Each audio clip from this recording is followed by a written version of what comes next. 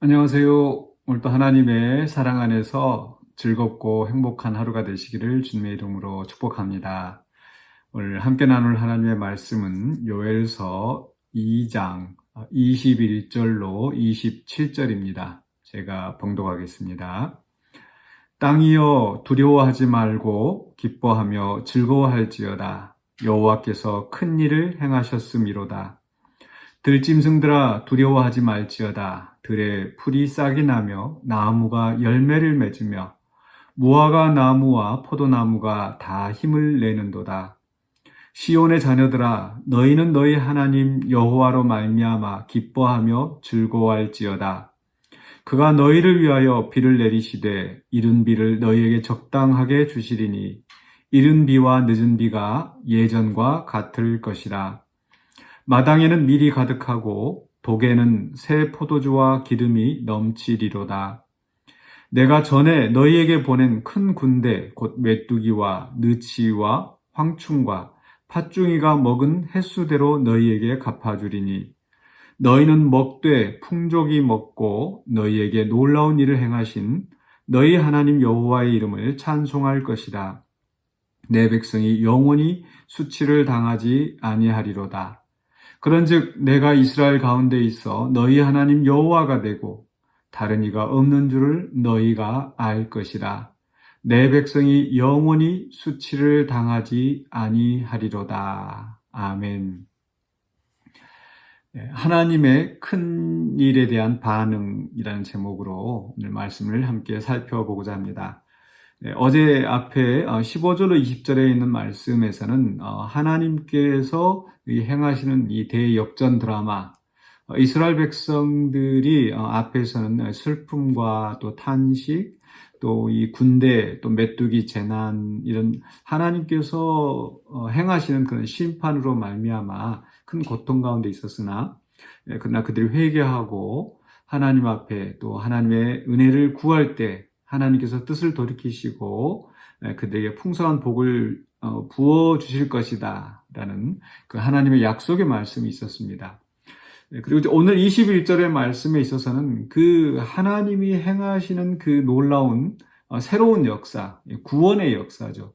그것을 이제 하나님이 행하신 큰일, 놀라운 일이라고 하면서 거기에 이 백성들이 어떻게 반응을 하는가 하는 부분들을 아주 잘 보여주고 있는 것 같습니다. 그래서 오늘 말씀을 보면서 하나님께서 오늘 우리들에게도 이렇게 또 시시때때로 하나님이 놀라운 역사를 보여주시고 또 그 역사 가운데 우리를 구원하시고 또 우리를 회복하시고 또 우리에게 복 주시는 그러한 기쁨을 누리게 되는데, 여기에서 우리가 어떻게 반응할 것인가, 어떻게 반응해야 하는가 하는 문제를 살펴보고자 합니다.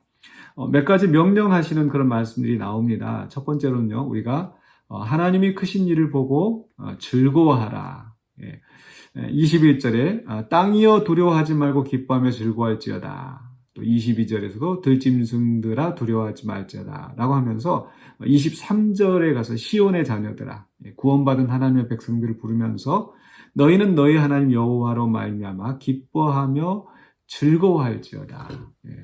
앞에서 1장 시작할 때는 울지어다, 늙은 자들아 울지어다, 또 젊은 자들아, 또 제사장들아 슬피 울지어다 했었는데 이제는 즐거워할지로다. 또 땅도 즐거워할 것이다. 그래서 온 세상이 이 하나님이 행하신 구원의 역사를 보고 즐거워하라고 하는데, 우리 성도들도 마찬가지입니다. 하나님께서 행하신 일을 보면서 그 풍성한 복을 누리면서 물론 당연히 즐겁고 행복하겠죠. 그런데 거기에서 우리가 즐거워해야 할 것은 바로 그 누리는 복 때문이 아니죠. 사실은 오늘 그 말씀 다시 한번 보시면 23절에서 너희 하나님 여호와로 말미암아 기뻐하며 즐거워할지로다. 우리는 하나님으로 말미암아 즐거워해야 할 것입니다. 물론 하나님께서 복을 주십니다. 그래서 그 복 때문에 행복하긴 하지만 근본적으로 하나님과 우리의 관계가 회복되어지고 또 하나님께서 그 베푸신 그 은혜를 생각할 때 우리가 하나님으로 말미암아 즐거워할 수 있는 거죠. 그렇지 않고 단지 어떤 그 물질적인 것에만 만족하여서 즐거워하다 보면 때로 그게 없으면 또 탄식하고 원망하고 마치 이스라엘 백성들이 광야에서 물이 없다고 원망하고 먹을 것이 없다고 고기가 없다고 원망하면서 그 탐욕으로 인하여서 그 하나님의 징벌을 받았던 그런 비참한 상황에 이르게 될 것입니다. 그런데 정말 우리 하박국 선지자의 고백처럼 무화과 나무 잎이 마르고 포도나무 열매 없어도 난 여호와로 말미암아 즐거워하리. 즉 궁극적으로 우리를 붙드시는 하나님으로 말미암아 이 즐거워하는 것, 이것이 우리가 근본적으로 가져야 할 신앙의 자세일 것입니다. 그러할 때에 우리가 가난한 데 처할 수도 있고 부한 데 처할 수도 있고 어떤 상황이든지 만족하면서 하나님께 영광을 돌리는 삶을 살 수 있을 것입니다. 그러므로 우리는 하나님의 역사로 말미암아 즐거워하는, 여호와로 말미암아 즐거워하는 그런 신앙의 자세를 가져야 될 것 같습니다. 그리고 나서 이제 두 번째로 계속해서 25절에 하나님께서 행하시는 일들을 설명을 하면서 26절에 이렇게 말씀하죠. 너희는 먹되 풍족히 먹고 너희에게 놀라운 일을 행하신 너희 하나님 여호와의 이름을 찬송할 것이라. 두 번째 우리가 해야 될 건 뭡니까? 찬송하라죠. 그냥 행복하고 즐거운 그런 감정에서 그치는 것이 아니라 구체적으로 우리가 우리의 입술을 열어서 하나님 앞에 감사하고 또 찬송하고 또 예배하고 이것이 바로 진정한 그 회복을 또 겪은 성도들이 가야 할 모습일 것입니다.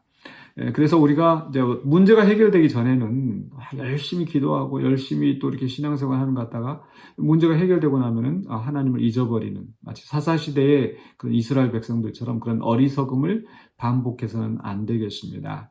또 예수님께서 나병 환자들을 10명을 고쳐주셨는데 그중에 2명만 와서 감사하는 이런 걸 보면서 참 우리 예수님 마음이 참 씁쓸하셨을 것 같아요. 그런데 우리도 그렇게 하나님이 행하신 일 보면서 그냥 마냥 기뻐하고 즐거워하는 것, 그건 누구라도 할 수 있죠. 그런데 우리는 신앙인으로서 또 하나님의 자녀로서 하나님 앞에 찬송하고 감사하고 예배하고 또 정말 하나님을 온전히 섬기는 그러한 성도들이 되어야 되겠습니다. 마지막으로 세 번째는 27절에 있는 말씀입니다. 그런즉 내가 이스라엘 가운데 있어 너희 하나님 여호와가 되고 다른 이가 없는 줄을 너희가 알 것이라. 감정적으로 기뻐하고 또 하나님 앞에 찬송하고 감사하고 거기에 한 걸음 더 나아가서 이 바로 하나님에 대한 확실한 지식을 갖는 겁니다. 특별히 27절의 말씀, 이스라엘 가운데서 너희 하나님 여호와가 된다라고 하는 말씀은 바로 이스라엘 백성과 하나님과의 그 언약 관계입니다. 애초에 하나님께서 시내산에서 이스라엘 백성과 맺으셨던 내가 너희의 하나님이 되고 너희는 나의 백성이 되리라 라고 하는 그 언약 관계가 돈독하여지고 그리고 그 외에 다른 신이 없다라는 것. 그래서 오직 이스라엘 백성들이 하나님만 섬기게 되는 것. 이게 하나님께서 그 이스라엘 백성을 또 심판하시고 또 그들을 불쌍히 여기시고 회복하게 하신 목적이죠. 그 언약 관계가 회복되어지는 겁니다. 그래서 이 회복되어졌을 때 하나님과의 관계가 더 긴밀하여지고 그것을 내가 분명히 아는 것. 그렇죠? 예수님께서 말씀하시길 영생은 곧 아버지와 아들을 아는 것이라고 말씀하셨습니다. 또 이사야서 11장에서도 여호와를 아는 지식이 온 땅에 가득할 것이라. 그래서 우리가 그저 구원받고 즐거워하는 데서 그치는 것이 아니라 여호와를 더 알고 하나님과의 관계가 더 돈독해지고 그래서 하나님을 믿는 굳은 믿음 안에서 굳게 사는 것, 이것이 우리가 회복된 성도의 바른 반응이 될 줄로 믿습니다. 세 가지 기억하시기 바랍니다.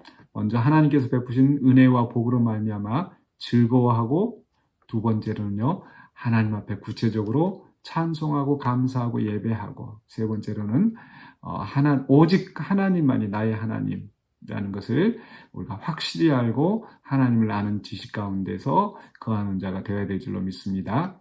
기도하겠습니다.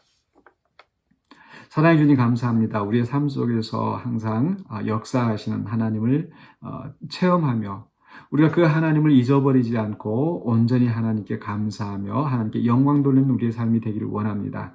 주님 주신 은혜를 체험하면서 또 교만하여 또 주님을 잊어버리는 자가 되지 않게 하여 주시고 항상 겸손히 주님을 섬기며 주의 뜻을 따라 행하는 신실한 주의 백성, 주의 자녀 되게 하여 주시옵소서. 예수 그리스도 이름으로 기도하옵나이다. 아멘.